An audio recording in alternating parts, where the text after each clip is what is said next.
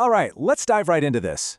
Welcome to this explainer where we're going to unpack one of the most epic, multi-million years stories ever told. I'm talking about the story of human migration. We're going to trace the steps of our deep-time ancestors, check out the biological engines that literally drove them forward, and uncover some recent archaeological twists that completely rewrite what we thought we knew about our origins. So, lock in because we are going way, way back. Think about the world today. We've got over 200 recognized ethnicities spread across every single corner of the globe. But what if I told you that, rewind to about 60,000 years ago, there was essentially just one? Africa was the exclusive cradle of all Homo sapiens. But right around that 60,000-year mark, something extraordinary happened. Millions of early humans began leaving their home continent in this massive global expansion event that scientists call Out of Africa 2. Within a geological blink of an eye, they would conquer the entire planet. But why did they leave? Well, the why really comes down to these crazy climatic extremes. Roughly 200,000 to 300,000 years ago, early Homo sapiens were dealing with African humid periods. These were times of abundant rainfall that literally turned the Sahara green, which led to massive population booms and obviously a growing need for territory. But on the flip side, they also faced brutal periods of earthquakes, volcanic eruptions, and just absolutely arid droughts that turned the continent harsh and unforgiving. So whether they were pushed by desperate scarcity or pulled by the curiosity of a booming population, our ancestors simply had to move. Now, obviously, packing up and leaving home is one thing, but surviving a literal global trek, that's entirely different. Homo sapiens relied on this incredible survival toolkit to outcompete and outlast everything in their path. And they didn't just have one single advantage, they had a lethal combination. We're talking advanced cognitive problem solving, incredibly sophisticated stone tools, cooperative social groups that divided up the labor, and two absolute game changers, bipedalism and the mastery of fire. We totally take walking for granted, right? But bipedalism wasn't just a way to get from point A to point B, it was a biological engine for planetary colonization. Walking efficiently on two legs freed up our hands, sure, but it also revolutionized our endurance. When you combine bipedalism with human sweat glands, you get unmatched heat management. We could literally walk or run our prey and our competitors to exhaustion under the blazing sun. It was the ultimate travel hack. And then there was fire. The strategic control of fire was the ultimate equalizer as Homo sapiens pushed out of Africa and into these diverse, freezing, or predator-heavy landscapes.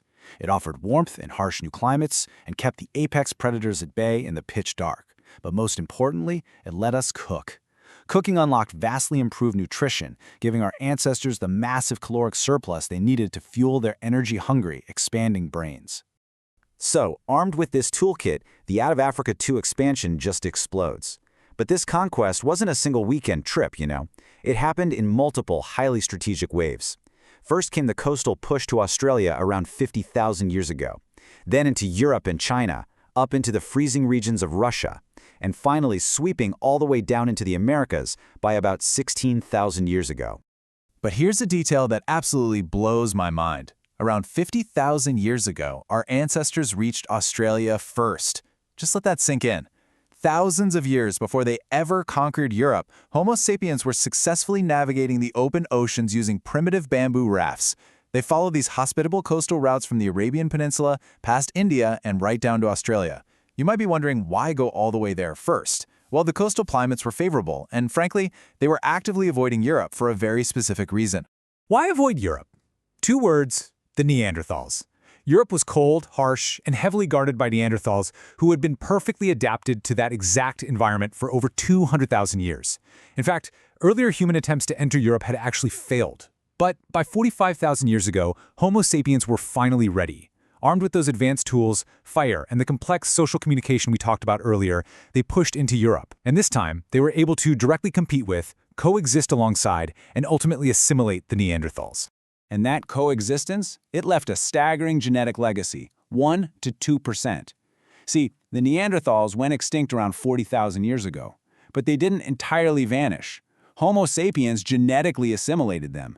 Because of that interbreeding during the European expansion, almost all modern non-African humans walking the Earth today still carry about 1 to 2% Neanderthal DNA. It's a literal, living, biological legacy of that ancient encounter. Okay, so after securing Europe and Asia, the final phase of this global takeover was just incredibly fast. Around 25,000 years ago, Homo sapiens moved into Russia. From there, they crossed the Bering Strait, either over a land bridge or by navigating coastal routes with boats. They traveled down these ice-free corridors, hitting Central America by 16,000 years ago, and within just a couple thousand years more, they had pushed all the way down to the very southern tip of South America. Boom. The globe was officially conquered. But hold on a second. This brings up a massive question. If Homo sapiens, our direct species, started this global conquest just 60,000 years ago, were we actually the first ones to leave Africa? The short answer? Absolutely not. And to understand the biggest plot twist of our deep history, we have to look at how scientists track our ancient ancestors in the first place. To wrap our heads around this plot twist, scientists had to look at mitochondrial DNA, or mtDNA. This is so fascinating.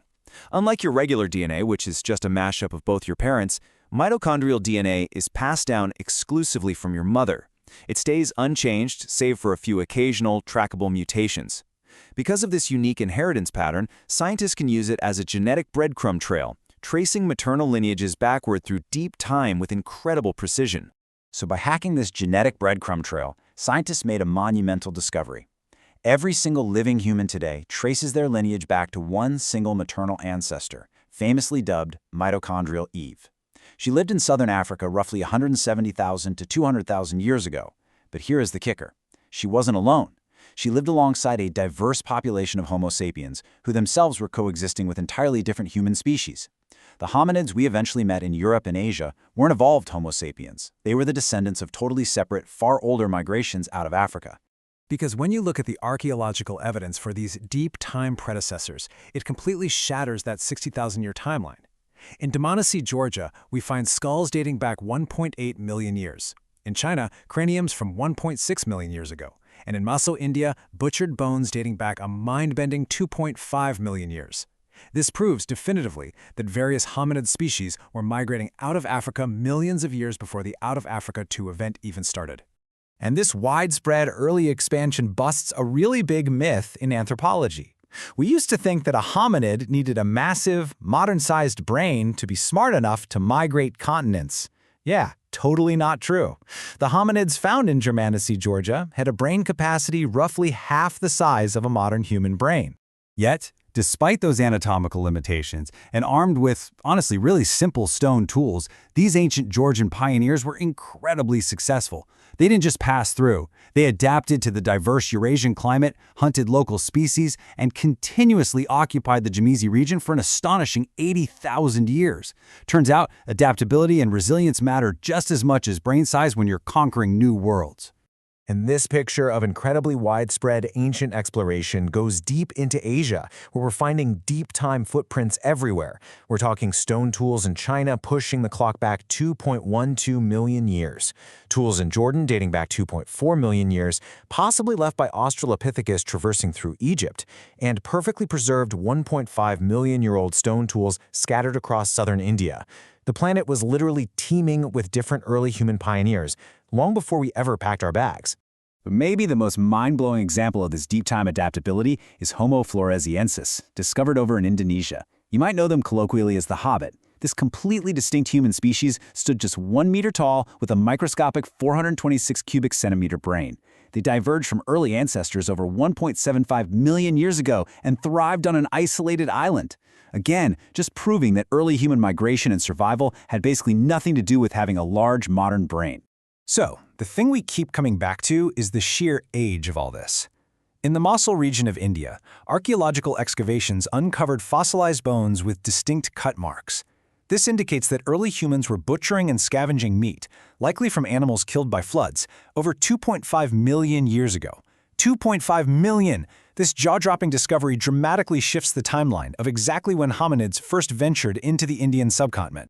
So from 2.5 million-year-old butchered bones in India to bamboo rafts hitting Australia 50,000 years ago, a phenomenal picture emerges here. As our source material points out, this relentless expansion out of our home continent wasn't just an accident. It was an inevitable necessity of our nature. Our ancestors, across multiple species and millions of years, blazed a path of exploration that fundamentally shaped what it means to be human today, biologically, culturally, and physiologically. Which kind of leaves us with this final thought. We know Homo sapiens conquered the globe in the last 60,000 years, but we also know the biological breadcrumb trail extends millions of years deeper, filled with hobbits, Neanderthals, and ancient pioneers. Looking at this vast multi-species saga, when do you think the very first hominid truly took that brave step out of Africa? And perhaps more importantly, what would our world look like today if they had simply decided to stay home? Take that thought with you. Thanks for joining me on this explainer, and keep exploring.